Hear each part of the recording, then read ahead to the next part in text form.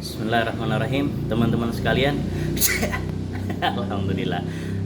Barusan kita bersin ya. Nah, jadi bersin itu adalah satu hal yang sangat nikmat sebetulnya ya, karena memang bersin itu adalah salah satu mekanisme tubuh kita mendetok ya. Jadi ada namanya virus atau apapun yang tidak semestinya ada di tubuh kita itu akan terlempar, terbuang keluar lewat bersin. Tapinya apa nih?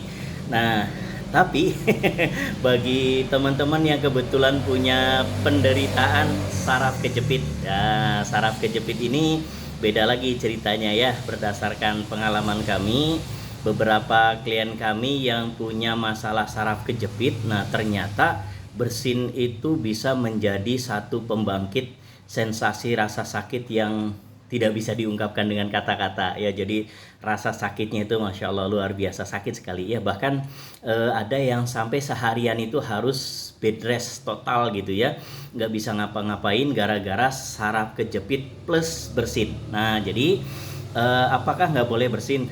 Boleh aja, masa bersin nggak boleh ya.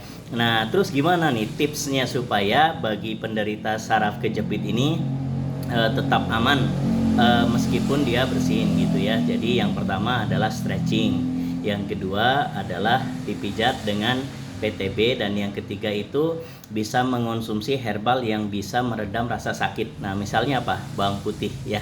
Nah jadi itu mungkin tipsnya buat teman-teman. Sehat selalu. Kalau sudah ada saraf kejepit insya Allah kita bisa bantu. Salam sehat ya.